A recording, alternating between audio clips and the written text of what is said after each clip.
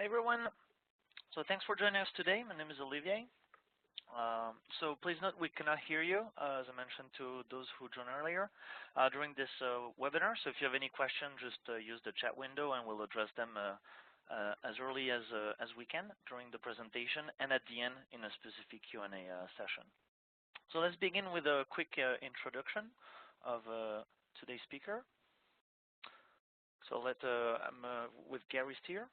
Let you introduce yourself. Sure. Hi, I'm Gary Steer. I am GSX CTO, and I've actually been with the company just a little over a year now, so still reasonably new, but having fun, and we're doing lots of cool stuff here, I think. And then, I think for those of you that have attended before, you're getting used to the two of us on the webinar here, so I'll let Olivier introduce himself properly. Thank you, Gary. So yes, my name is Olivier. I'm based in the US and I'm responsible for our client satisfaction team. And I do have a lot of fun too in those webinar series that some of you have attended previously.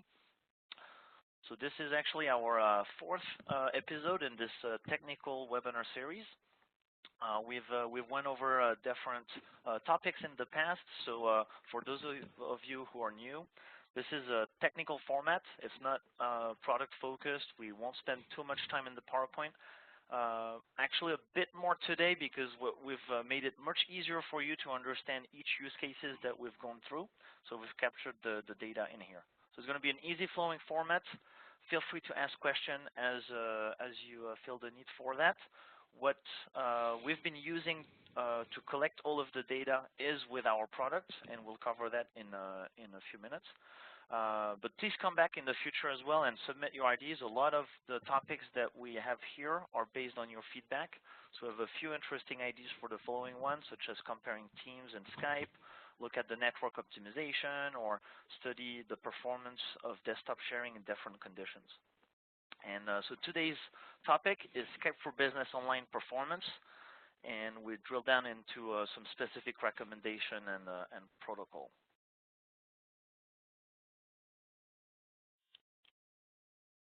So just quick agenda. So we'll set a bit the context about what we've done this experiment, explain exactly what we've done, and cover the conclusion and some best practices that we can conclude from this experiment. So I think I'll jump in and take over here for a second on where we got the components for today's exact experiment, and it's kind of twofold. First off, we as a company we make software that helps validate user experience, and we've got a lot of customers that had assessments, and take that statement for what it is. I mean, we don't know much about the assessments. We've had ones that have downloaded Microsoft free tools and run those. So it's a wide array of what assessment might mean. But regardless, they ended up in a scenario where the results were good, and we've seen the results, and they were positive, yet Skype performance was not what was expected. So there's this gap in terms of how could you end up with professional companies, really well built free tools that show something is great and it's not great. And at any time we see paradigms like this, we like to dig in. And I think that the second piece of this kind of goes back a little bit to the last webinar that we did, and combined with some new stuff that I'm doing. But in our last webinar, we covered, MAPI over HTTPS, and really looking at that compared to the older protocol of RPC over HTTPS for Exchange or Outlook mailbox connections. And I think we were surprised and unable to prove the results that we would have expected almost under any circumstance. And the feedback, the questions that came in, what everyone who was attending the webinar and people for weeks afterwards had the same things to say, which is, nope, our real world matches your testing. And I think we were kind of surprised that what we thought would be one situation is not the reality. So at this point, we're actually in the middle of a new set of functionality that's not really necessary to talk about on this call, but I've got 82, I guess to be exact, robots running in my environments deployed using an IoT type technology. Well, what I saw when I was running Skype tests across 82 different systems, it made me question, what I thought I knew. And I think, Olivier and I started talking about, maybe we need to dig in here a little bit more. So we'll see the actual item that caught my attention as we move through some of the data here, but it's a combination of customer feedback and combined with things that we saw that made us say we need to look a little closer. Well, exactly. So what we've decided to do, and this shows a little bit the experiment, so don't be overwhelmed by the number of tests we've done. The main thing was comparing the behavior of Skype clients in different environments. So we've looked at the two protocols that Skype can use, UDP as well as TCP. When it comes to UDP, it will fall back to TCP. So first we've done a normal environment. We'll cover that first as an intro, and then we've played with different environments to cause a lot of stress on the network. So we've done like low available bandwidth and congested networks such as packet loss, high latency, some packet reorder. And so each of those tests we've run in parallel using our GSX robot user so that everything could be automated. And we didn't have to do that manually over and over again or using any kind of scripting tool. So it was really easy to gather the data. We've collected all of that data and displayed it in nice Power BI dashboard that we're going to go through today to make the look at the data and analyze it with you. Also feel free to jump in if you have some feedback as well while we're doing this. Okay, so we'll go to our first environment. So instead of the PowerPoint, actually, I can directly go in the Power BI one that will make it more live. So you can see here the data we've gathered for about a week. So I've taken some specific time frame just to have consistent data.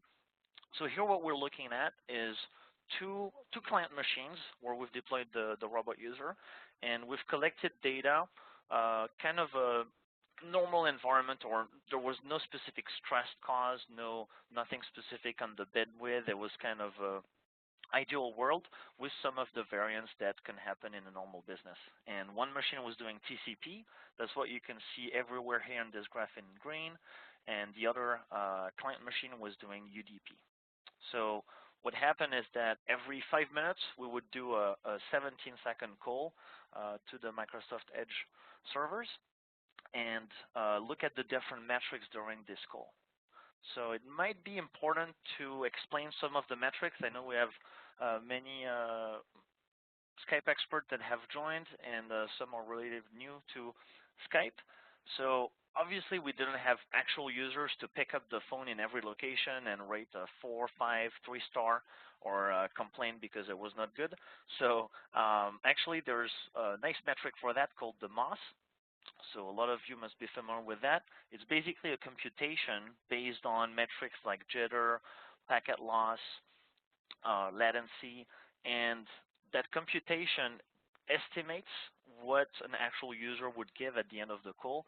And obviously you want everybody to have a 4-star plus call so that they don't call IT or support help desk and complain about that call. So this is what you see here. The MOS is going to be something we're going to look at during those tests. We have different metrics that you can see, jitter. We have the packet loss, the latency. We look also at the packet reorder ratio, and we'll go a bit more in depth too on other metrics that we found were very important, such as the yield ratio. So before we leave this particular topic, the anomaly that I saw, and this is actually running in, I think these are in our data center in France, so there is some real traffic in there. That's why you do see some variation. My lab, I've got, I'm lucky to have a nice fast internet connection, so these systems are isolated. And when I took half of them and blocked half of them into TCP only, so I just blocked it at the firewall level, and the other half running UDP, what I got back really astounded me. Largely if you look at the dark color next to the green color in these blocks, most times they're pretty much identical. If you run this in a complete isolated environment, like my lab is, is largely, if I'm not working in it, there's really no traffic in or out of it at the moment. What I saw, and it just shocked me, is that TCP and UDP were, well, statistically speaking, identical. And I was surprised by this.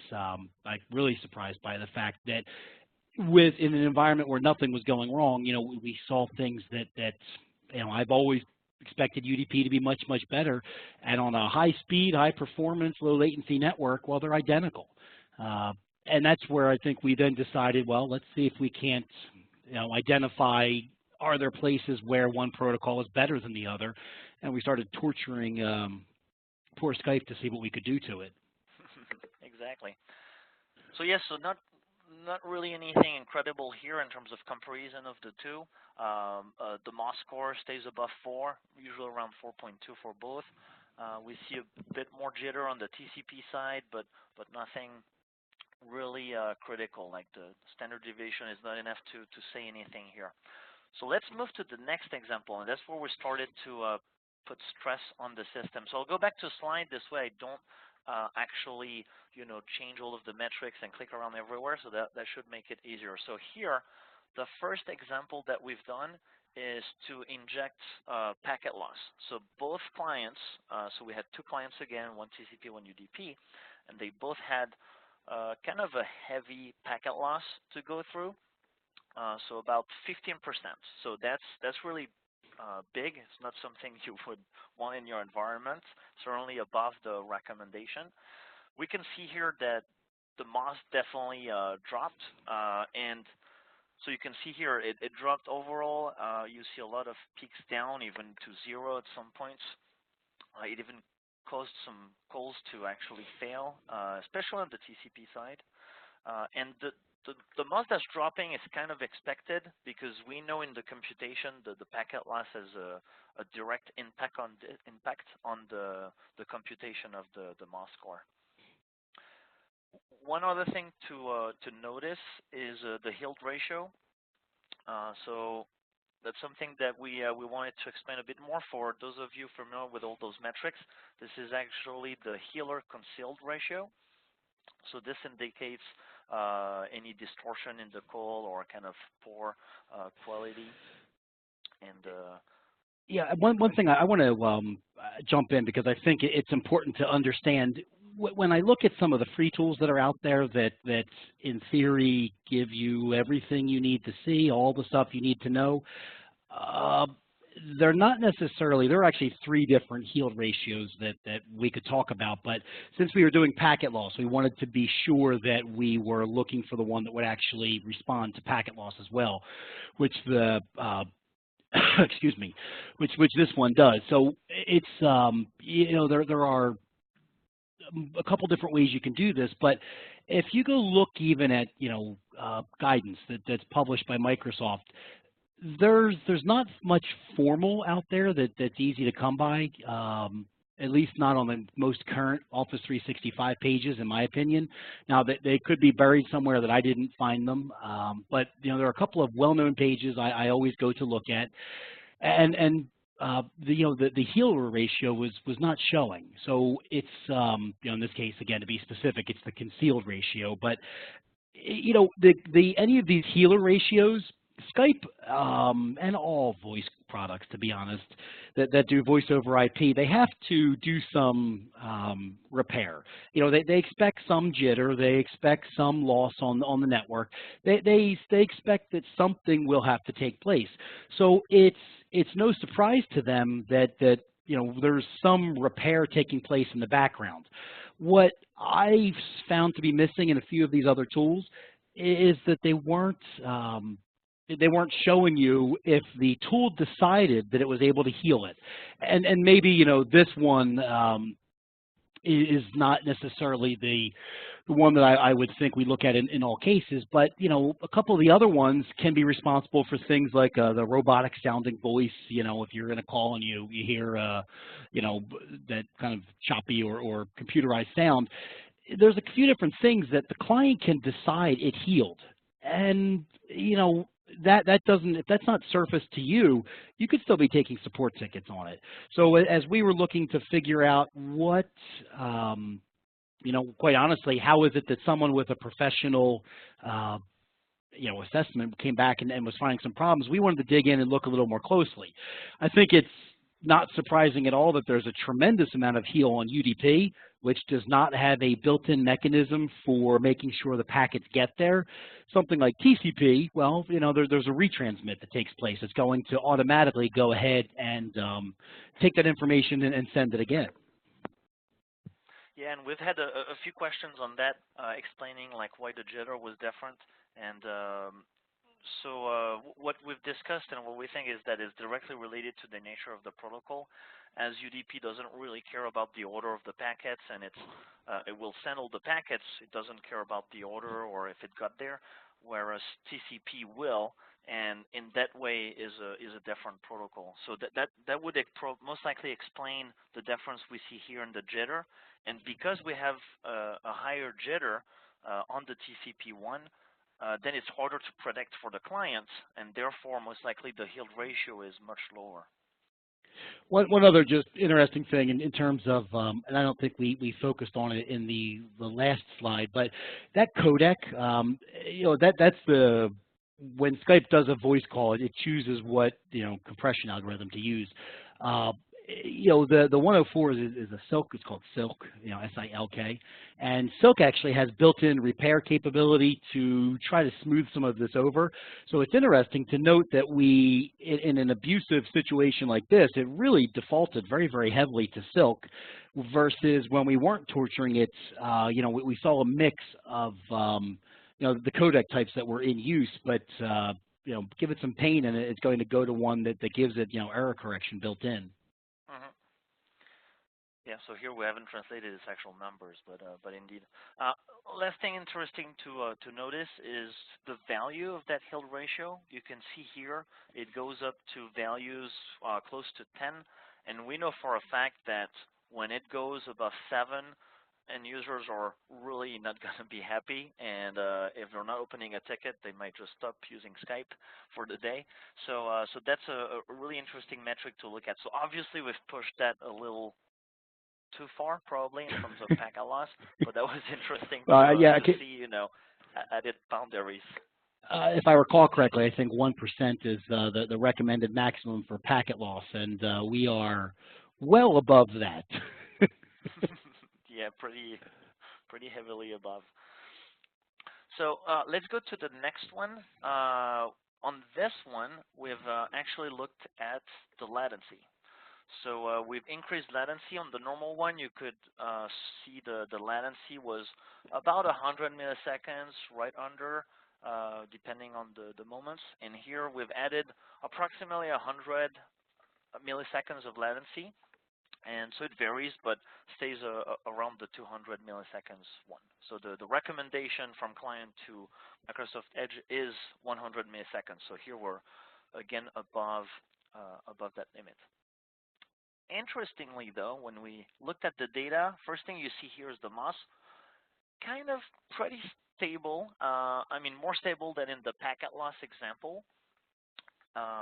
Definitely some drops, but everything stays above the 4.0. So the 4.0 or those 4-star is really what you want to stay above to limit any user complaint and help desk call. Again, one thing here that we can notice is the jitter. Definitely a higher jitter for the TCP machine, which caused, again, the yield ratio most likely to be performed more on the UDP one. Two things I just want to answer on questions that came in. First, somebody asked, and maybe you answered this, Oliv, and I missed it, but when we say it's a simulated call, we are using the Skype for Business DLL to make the call, so it's not us sending packets in some other fashion. So it is the MOS computed by the Skype service effectively, but it's not a human. We like to simulate things as accurately as we can. We try to do user experience to the level that we can. And honestly, while the Skype service, by a combination of what it sees in the cloud and what it sees, the Skype client sees, comes up with a number, the reality is it's not entirely accurate. Back to the point of yield ratio, that robotic sound might make it very difficult to understand somebody who speaks your language as a second or third language. And I know because my entire development team is French, and I have to be cautious about how I speak, and I have to slow down. When you've got robotic sounds, the impact can be far worse. So we were kind of just commenting on Moss as a general.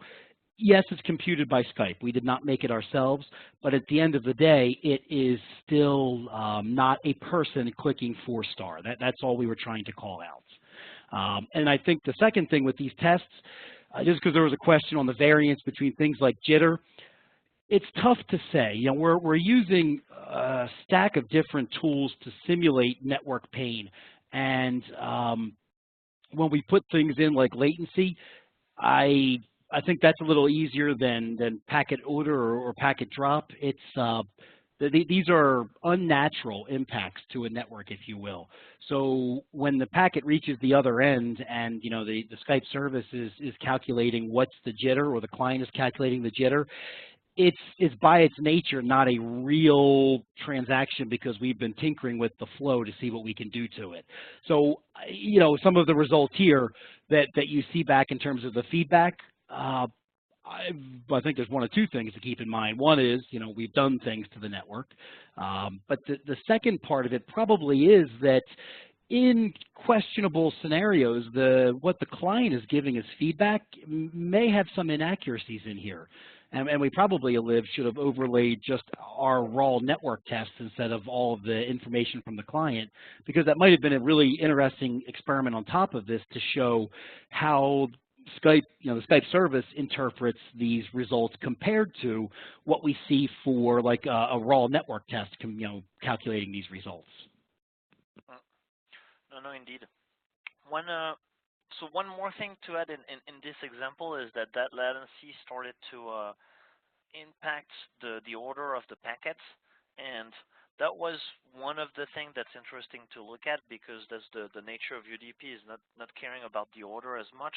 This is the theory why it's recommended to go with UDP, and we can see it here, and that's actually the topic of the next examples that we've done. So let's move to the other one. We actually have two. So again, here we really tortured it in a way that should not happen in reality, just to see again the limits. So we've done about a 10% packet reorder when the recommendation is 20 times lower than that, so under 0.05%. So you can definitely see that. Again, since it's more the application level from the service responding, we see that for UDP, not TCP.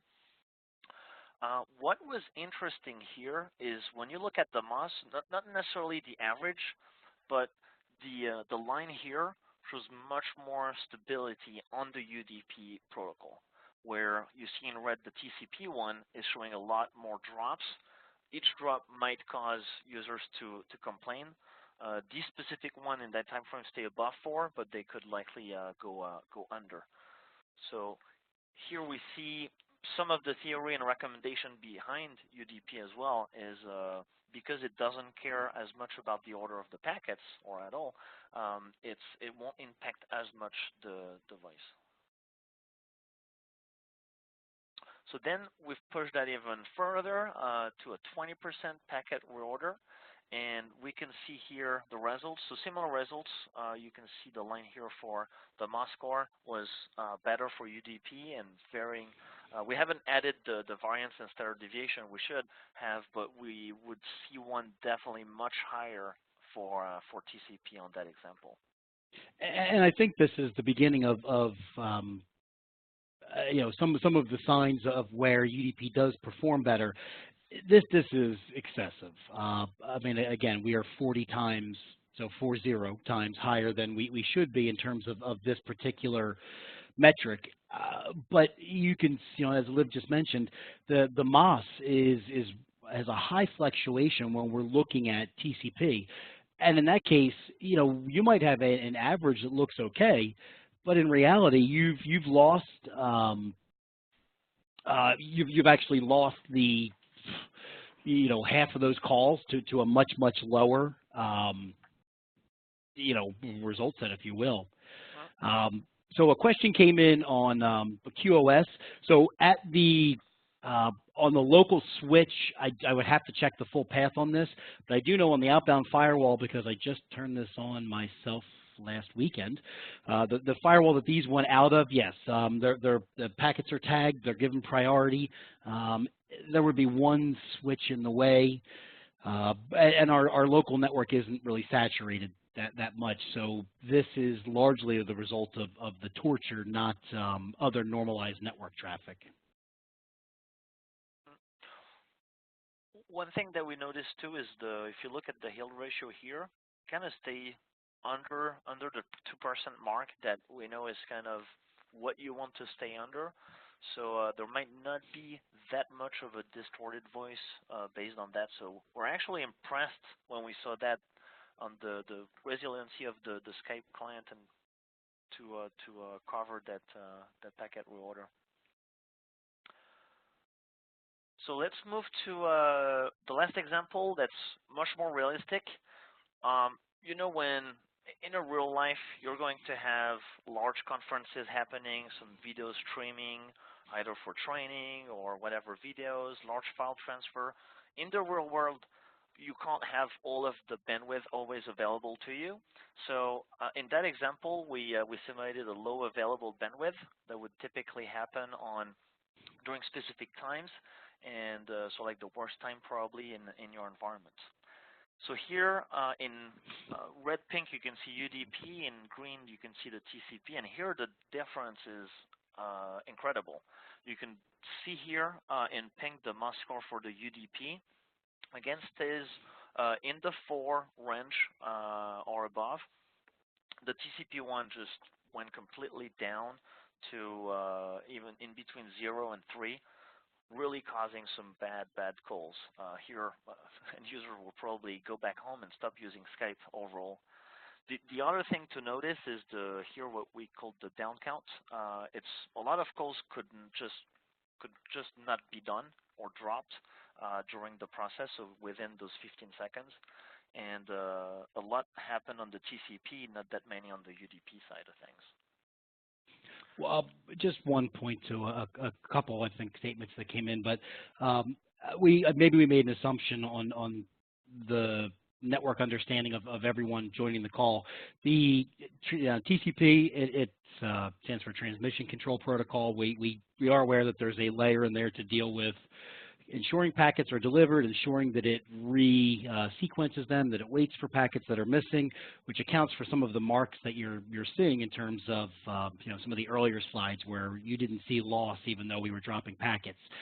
It's kind of immaterial to the actual results. Yes, those mechanisms are built in, but when you get right down to it, we were looking for, are there use cases that really justify the strong recommendations of going to UDP. And when we did terrible things to the network, we had mixed results. I think some cases were better than others, and TCP helped in some cases. But this is the reality right here, which is why we saved it, for a little further in instead of giving the good stuff right away. But this is the reality of what's going to happen. You're going to have 100 people in one building all squeezing onto the same internet connection, surfing YouTube, streaming Spotify. I know because I'm watching our firewalls and it happens at our place too, but all of these things happening at the same time that you need to keep 35, 40, 50 different business-related Skype for Business calls running. So low available bandwidth to your Skype client due to other either line of business or non-line of business applications or other Skype calls is a very, very likely scenario. Extremely likely. So to see that when you remove and strip down the available bandwidth to a Skype session, this is where you really see UDP start to shine. Partially because of the fact that voice quality, the reason that UDP is better, it doesn't matter if I get a packet 10 seconds later. I mean, it's not really 10 seconds. I'm kind of exaggerating, but if the packet comes out of sequence, the client already had to deal with this. So it had to repair that problem. A late packet is not necessarily helpful to us because I can't replay that small bit. I've had to run some of the healing mechanisms. I've had to rely on codecs that have built-in error correction. There's a lot that I had to do along the way already. So it's, you know, all of the benefits of TCP from a delivery standpoint don't help when we need that data and we need it moving as quickly as possible. They make the packets larger and they you know, in terms of the actual data being transmitted, the payload data, but, you know, they don't bring any additional value for getting the sound in a nice, smooth fashion into someone else's, you know, session and then eventually into their headset. So this case right here, when you constrict the bandwidth, it's a perfect example of where you can start to see this is why Microsoft and every other vendor out there wants you on UDP. It doesn't get any more clear cut than this. And I, you know, I get excited about slides like this where we look at the data and it's so blindingly clear what is taking place that you can see, you know, where, you know, TCP is losing data and where TCP is suffering from jitter, and the fact that even some of those MOS scores, because the calls dropped, are making it all the way down to 0. This is, it's, you know, it makes me happy, I guess, when I can look at recommendations and line them up with facts, because as we've seen, it's not always the case.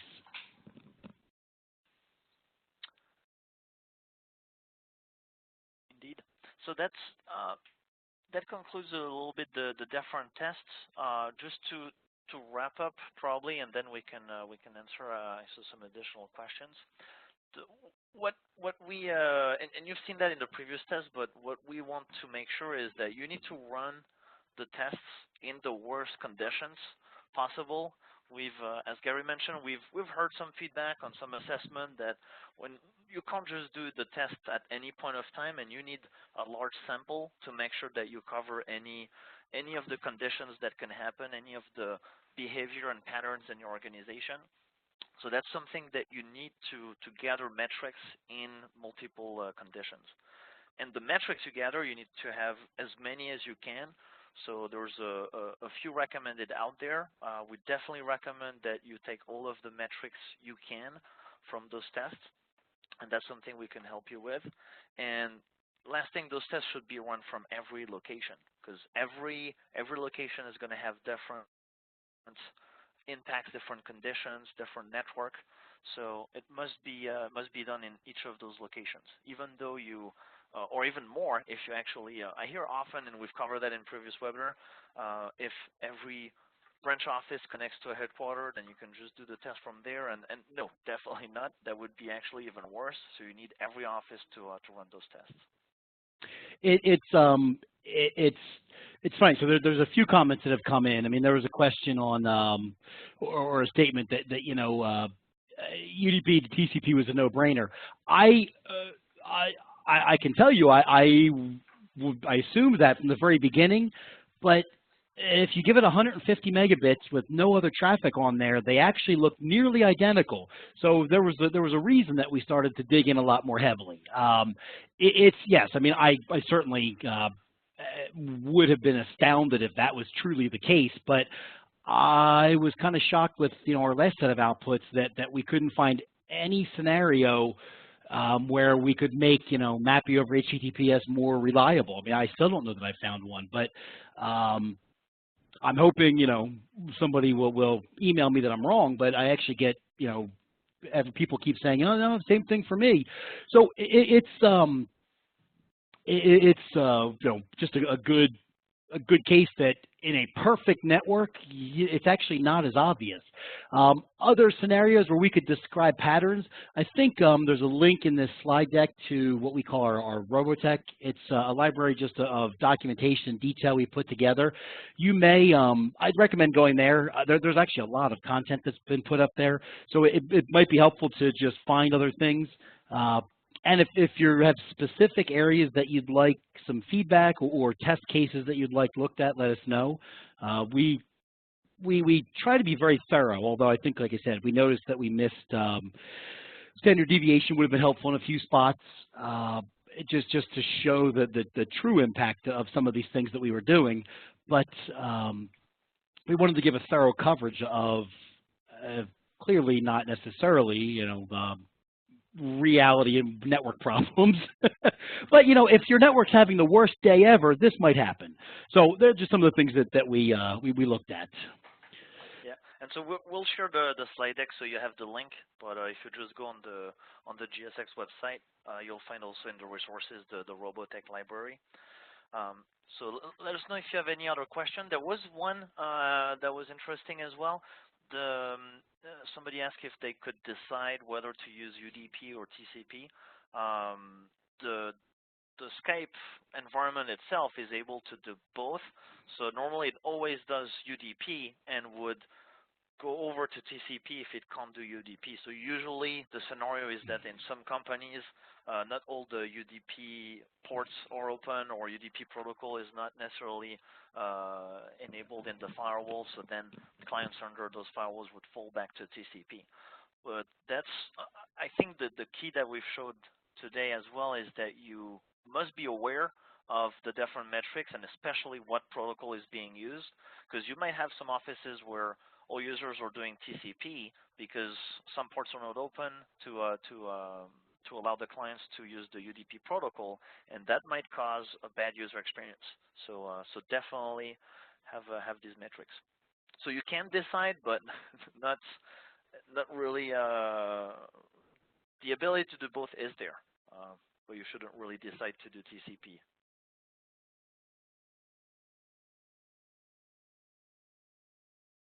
So I don't know if we have any. We might have some other questions, but we'll make sure to get back to you if you have any of those other questions. Please send us your feedback and fill in the form at the end. We're always glad to get your feedback, get your thoughts. If you have any interesting ideas or some scenarios that you've seen out there that you would like us to test, feel free to send that to us, and we'll do our best to cover them. And yes, the recording will be shared with all that attended. Yeah, recording and the slide deck, and you should be able to find in the next couple of weeks some recap of today's session and the experiment in our Robotech as well.